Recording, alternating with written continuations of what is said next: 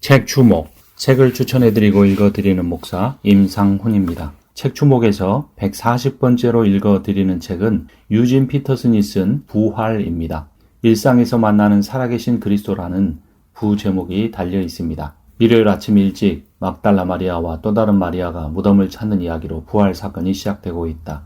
그들은 금요일 오후 늦게 아리마대 요셉이 십자가에 달리셨던 예수의 시체를 그 무덤 속에 넣는 것을 보았다. 그들이 무덤에 가까이 갔을 때 갑자기 땅이 흔들렸다. 지진이었다. 이어서 번개가 번쩍했는데 알고 보니 천사였다. 로마 병사들은 지진이 나고 번개가 치자 잔뜩 겁에 질린 채 두려움에 떨었다. 그들은 마치 죽은 것처럼 땅에 바짝 엎드러지고 말았다. 하지만 여인들은 넘어지지 않고 서서 천사가 직접 그들에게 건네는 두 마디 말을 들었다. 두려워 말라. 그가 살아나셨다는 것이었다. 이어 천사들은 두 여인에게 제자들에게 전달할 메시지를 알려주었다. 그들은 천사가 시킨 대로 무덤을 떠났다. 너무 놀랍고 기쁜 마음으로 이 소식을 어서 빨리 제자들에게 알리기 위해 달리고 달렸다. 그런데 도중에 길을 막고 인사를 건네는 사람이 있었다. 잘 있었느냐? 샬롬. 그 인사에는 반가움이 묻어 있었다. 그들은 부활하신 주님 앞에 무릎을 꿇었다. 부활하신 그리스도 앞에 그들이 보인 첫 반응은 경외하는 마음으로 무릎을 꿇는 것이었다. 그러나 동시에 어느 정도의 친밀함도 담겨 있었다. 감히 예수를 만지고 또 그의 발을 붙잡았기 때문이다. 한마디로 그들은 그분에게 경배하였다. 두려움과 친밀함, 이 두 요소는 합쳐서 예배가 되었다. 경외감이 차갑고 느낌없는 감상이 되지 않으려면 친밀함이 깃들어야 한다. 친밀함 또한 이것이 끓어오르는 감정에 그치지 않으려면 경외감으로 채워져야 한다. 놀라서 까무러진 로마 병사와 환희에 넘치는 두 여인의 대조적인 모습은 너무나 인상적이다. 병사들은 강악 없이 땅에 엎드러진 채 두려움으로 사지가 굳어버렸다. 그러나 같은 자리에 있던 두 여인은 생동감이 넘친다. 그들 또한 두려움으로 무릎을 꿇었지만 말이다. 똑같은 단어다. 두려움. 하지만 같은 두려움이 아니다. 병사들이 느낀 두려움과 여인들이 느낀 두려움은 전혀 달랐다. 병사들의 두려움은 하나님을 경험하지 못하도록 만드는 두려움인 반면 여인들이 느낀 두려움은 자기 자신과 자신의 감정, 주변 상황에 집착하고 있는 자신을 끌어내어 경의의 세계로 이끄는 것이었다. 곧 자신을 자신 밖으로 끄집어내어 하나님의 행위 한가운데로 인도하는 것이다. 부활을 처음 경험한 사람들은 당시 사회적으로 보잘것없는 주변적 인물들이었다. 주로 여인이었다. 부활을 깨닫고 이에 응답하는 매우 두드러진 역할을 하고 있었다. 베드로나 요한처럼 공인된 지도자들은 거의 배제되었다. 막달라 마리아는 예수님을 따르던 사람들 중에 그 누구보다도 중요한 부활의 핵심적 증인이다. 실제로 내 복음서에 빠짐없이 등장하는 사람은 가장 주변적인 인물이었을 막달라 마리아 뿐이었다. 그녀가 예수님을 따르는 무리에 끼기 전에 알려진 사실이라곤 7 귀신이 들렸다가 고침을 받았다는 것뿐이었다. 부활에 기초한 우리의 영성 형성에 가장 중요한 역할을 하게 될 사람들은 사회에서 존중받지 못하는 부류들, 그러니까 가난한 사람들, 소수민족들, 고통을 겪는 사람들, 배척받는 사람들, 시인들, 혹은 아이들 같은 사람들일 가능성이 많다. 부활은 또한 아주 조용한 곳에서 조용히 일어났다. 지진은 약간 예외적이긴 하지만 말이다. 만약 부활이 날조된 사건이라면 이것은 모든 사람에게 알려지고 광고되고 수많은 보는 사람들 앞에 특히 남자나 당시 사회적인 지위가 있는 사람들을 증인으로 세웠을 것이다. 하지만 부활은 역사적 사실이었기 때문에 당시 사회적 증인으로서 별로 효력을 발휘할 수 없는 여인들, 그것도 사회적 지위가 매우 낮은 가난한 사람들이었다. 예수의 부활은 일상의 삶 가운데서 이루어졌다. 예수님의 부활 장면이 다름이 아닌 일터를 배경으로 벌어지고 있다. 막달라 마리아와 다른 여인들은 일을 하러 가는 도중에 예수님의 부활과 마주쳤고 그 부활을 받아들이게 되었다. 그래서 나는 감히 부활에 의한 영성 형성의 1차적 무대는 바로 우리의 일터, 삶터라고 주장한다. 그녀들은 예수님의 몸에 향유를 바르기 위해 일하러 가는 도중에 예수님의 부활을 목격했다. 그들은 부활을 기대하고 찾아간 것이 아니었다. 실망하고 낙심하였지만 예수님에 대한 마지막 예의를 표하기 위한 장례 예식이라는 일상적 하나의 행위를 하는 도중에 부활을 경험했다. 우리의 부활 경험도 마찬가지이다. 특별한 장소에서 대단한 칸타타를 들으며 부활을 경험하는 것이 아니라 우리의 매우 반복되는 일상 가운데 지치고 힘든 우리의 삶 가운데서 우리는 부활의 예수를 만날 수 있다. 죽음의 올가미가 나를 얽어매고 수월의 고통이 나를 엄습하여서 고난과 고통이 나를 덮쳐올 때 나는 주님의 이름을 부르며 주님 간구합니다. 이 목숨을 구하여 주십시오. 라고 하였습니다. 우리가 길에서 마주치는 사람들, 함께 일하고 아침, 점심 혹은 저녁을 같이 먹는 사람들, 우리 옆자리에 앉아 예배드리는 사람들, 그러니까 이 기도는 죽음의 위협 아래 살아가는 모든 사람들의 간구다. 내 생명을 건져주소서. 우리가 만나는 사람들은 모두 살아있는 사람들이다. 적어도 생물학적으로는 그렇다. 생물학은 우리가 살아가는 데 있어 하나의 차원을 설명해 주지만 이것이 가장 중요한 부분은 아니다. 심장, 허파, 뇌, 콩팥, 피, 근육들은 우리 삶에 가장 필요한 기본 바탕을 마련해 줄 뿐이다. 허파가 움직이고 심장이 뛰기 시작할 때부터 우리의 삶은 하나님에 관한 이야기가 된다. 여기저기 환란의 이야기가 들려온다. 부활은 이런 죽음의 땅에서 일어난다. 살아있는 자들의 땅은 분명 낙원 같은 휴양지가 아니다. 오히려 전쟁터에 가깝다. 우리는 죽음을 앞지르는 삶을 선포하고 모든 삶의 유기적 연관성과 그 소중함을 증거하며 부활을 실천하는 삶을 살아간다. 생명을 주시는 하나님과 죽음을 정복하신 그리스도 그리고 생명을 풍성케 하시는 성령 앞에서 공동체로 모여 규칙적인 예배를 드린다. 성경에 게시되어 있는 생명의 말씀을 읽고 묵상하고 가르치고 선포한다. 회심한 남녀 그리스도인들과 자녀들에게 삼위일체 하나님의 이름으로 세례를 베풀며 부활의 삶을 살도록 그들을 양육한다. 감옥에 있는 이들을 방문하거나 배고픈 이들에게 먹을 것을 주고 헐벗은 이들에게 입을 것을 주고 낯선 이들을 환대하며 아픈 자를 치유하고 정의를 세우며 원수를 사랑하고 아이들을 양육한다. 이 모든 일상적 일과를 통해 우리는 부활의 하나님께 영광을 돌린다. 이런 일들을 하는데 많은 훈련이나 재능이 필요하지 않다. 뇌수술 전문가 혹은 전문적인 피아노 연주자의 버금가는 훈련이 필요한 것이 아니다. 이런 일들은 모두가 할 수 있는 일이다. 부활의 사건에서 삶이 빠져버린다면 아무것도 남는 것이 없다. 공허한 하나님의 이야기만 남게 될 뿐이다. 엠마오로 가던 두 제자가 부활한 예수를 알아보게 된 것은 떡을 뗄 때이다.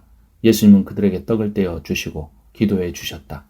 떡을 먹은 후에 그들은 자신들 앞에 있는 분이 부활한 예수란 사실을 깨닫게 되었다. 3시간 전 예루살렘을 떠날 때 그들의 마음은 심하게 찢겨져 있었다. 포도주를 따르고 그분이 빵을 집어 감사 기도를 드리고 나누어 줄 때 그분을 통해 그들은 하나님의 부활이 역사적으로 일어난 사건임을 경험하게 되었다. 부활은 정말 일어났다. 음식을 먹는 것보다 더 일상적인 일은 없다. 아침과 저녁의 식사, 생선과 떡, 엠마오의 집과 갈릴리 해변, 바로 이런 것들이 부활에 의한 영성 형성의 조건과 재료가 된다.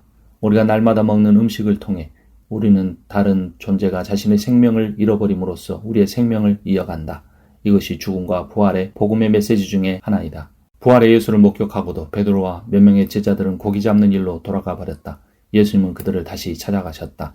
예수님은 해변가에 이미 생선과 떡으로 식사 준비를 해 주셨다. 아침 준비가 다 됐다. 예수님께서 말씀하셨다. 우리가 먹는 음식은 먹지 않으면 안 되기 때문이다. 생물학적으로 목숨을 유지하려면 음식을 먹고 영양분을 섭취해야 한다. 탄수화물, 단백질, 지방, 섬유질, 비타민, 그리고 물 같은 것을 계속 먹지 않으면 안 되는 것이다. 이것이 바로 창조의 본질이다. 즐기기 위해서 먹기도 한다. 또한 음식을 먹으며 대화와 영양이 절묘한 조화를 이루며 더 없는 기쁨을 선사한다. 모두 정직한 관계 형성, 인격적 존중, 서로 주고받으면서 느끼는 서로 간의 즐거움이 식사 가운데 담겨 있다.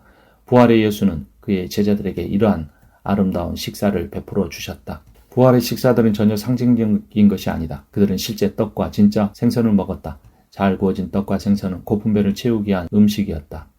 누가와 요한이 이런 이야기를 통해 보여주는 영성 형성, 곧 부활에 의한 조성이 이루어지는 1차적 장소는 우리가 일과 중에 갖게 되는 매일의 식사이다. 어머니의 수고를 통해 우리는 생명을 연장하고 가족과 함께 나누는 대화를 통해 우리는 부활의 생명을 경험할 수 있는 것이다. 식사의 주인은 언제나 예수님이시다. 우리가 우리의 영성 형성을 책임지는 일은 결코 있을 수 없다. 메뉴를 결정하는 것도 우리가 아니다. 우리의 취향과 입맛에 따라 식탁의 내용을 맞출 수는 없는 일이다. 하지만 동시에 우리는 주의 식탁에 당당하게 앉아 그 식사를 즐기며 실제로 영성 형성 자체에 개입하게 된다. 이런 의미에서 예수님은 십자가에 못 박히시기 전날 성만찬을 베푸셨다. 떡을 주시며 이것은 나의 몸이라 말씀하셨고 그 떡에 참여함으로 우리는 한 몸이 되는 것이다. 예수님은 포도주를 베풀어 주시면서 이것은 내가 너희를 위하여 흘리는 새 언약의 피라고 말씀하셨다. 우리는 포도주가 상징하는 예수의 보혈로 말미암아 하나님의 새 언약 백성이 되었다. 옛 언약에서는 죄 지은 자가 벌을 받지만 새 언약에서는 죄 짓지 않은 하나님이 그 형벌을 감당하심으로 그 언약의 당사자인 우리는 영원한 생명을 누릴 수 있게 되었다. 한 생명이 또 다른 생명을 먹여 살리는 식사의 자리처럼 예수는 자신의 생명을 내어주심으로 우리 모두의 생명을 먹여 살리셨다. 우리는 결코 자족적인 존재가 아니다. 우리는 생명을 먹고 살며 이 생명은 밖에서 주어진다. 그러므로 우리는 모든 우리의 삶의 일상에 대해 이 우주와 존재에 대해 감사하며 부활의 신앙을 견지해야 하는 것이다. 부활이 우리를 인도에 들어가는 곳은 서로가 서로를 의존하는 공동체다. 자기 자신을 더 이상 독자적인 존재로 생각할 수 없는 남자들, 여자들은 혹은 아이들의 공동체다. 초연한 지성을 통해 하나님을 알 수 있는 가능성은 완전히 배제된다. 황홀한 체험이나 환상 같은 것을 추구함으로써 하나님을 알 수 있는 것도 아니다. 하나님은 우리가 통달할 수 있는 추상적 개념이 아니며 우리가 탐닉할 수 있는 개인적인 체험도 아니다. 그래서 부활에 근거한 영성 형성은 친밀하며 인격적인 경험일 수밖에 없다. 부활은 언제나 우리가 다른 사람들과 함께 있을 때 일어난다. 부활의 공동체의 문은 활짝 열려 있다. 어느 누구라도 부활의 친구들의 공동체에 쉽게 그리고 바로 들어갈 수 있다. 그리고 이 사람들 사이에는 어떤 계급도 특권중도 존재하지 않는다. 예수께서 첫 부활절 주일 저녁에 말씀하셨다. 너희에게 평강이 있을지어다. 아버지께서 나를 보내신 것 같이 나도 너희를 보내노라. 그리고는 숨을 깊이 들이마셨다가 제자들에게 내쉬며 이렇게 말씀하셨다. 성령을 받으라. 한꺼번에 아버지, 아들, 성령이 모두 언급되고 있다. 하나님에 관한 성경의 가르침 중 가장 독특한 것이 있다면 바로 삼위일체이다. 하나님은 본질상 관계적이며 친밀한 인격적 존재라는 증거다. 그러므로 삼위일체 하나님에 의해 일어난 부활에 근거한 영성 형성은 언제나 친밀하며 인격적인 경험이다. 그의 죽으심과 합하여 세례를 받음으로 그와 함께 장사되었나니 이는 아버지의 영광으로 말미암아 그리스도를 죽은 자 가운데 살리신 것 같이 우리로 또한 새 생명 가운데서 행하게 하려 함이라. 내가 그리스도와 그 부활의 권능과 또 그 고난에 참여함을 알고자 하여 그의 죽으심을 본받아 어떻게 해서든지 죽은 자 가운데서 부활에 이르려 하노라. 예수께서 부활하시던 날 저녁 그들을 향하여 숨을 내쉬며 이르시되 성령을 받으라고 하셨던 것과 똑같은 내용이다. 바울이 말하는 예수를 죽은 자 가운데 살리신 이의 영은 예수님이 제자들에게 불어넣으신 영과 다르지 않다. 창조 때 하나님의 생기를 불어넣다는 단어와 예수님이 부활하셔서 제자들에게 성령을 불어넣다는 단어는 동일하다. 엠피사오이다. 생명의 숨결을 불어넣으심으로써 생명이 되게 하셨다고 하실 때 그 영을 하나님은 부활의 예수를 통하여 우리에게 다시 불어넣어 주신 것이다. 부활의 성령을 우리가 마심으로 인하여 우리는 이제 삼위일체 하나님의 온전한 연합과 인격적 관계 속에 들어가며 우리 또한 이런 아름다운 사랑하고 서로 돕고 교제하는 공동체를 이루어 갈 수 있게 되는 것이다. 바로 이것이 부활의 공동체이고 교회이다. 우리는 우리 자신과 다른 우리들보다 더 큰 무엇의 일부다. 우리 혼자만으로는 제대로 그 한 부분의 노릇을 할 수 없는 것이다.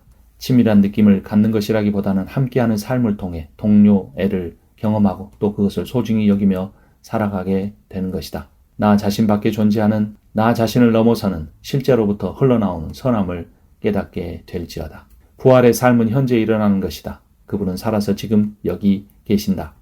아멘. 책 주목이었습니다.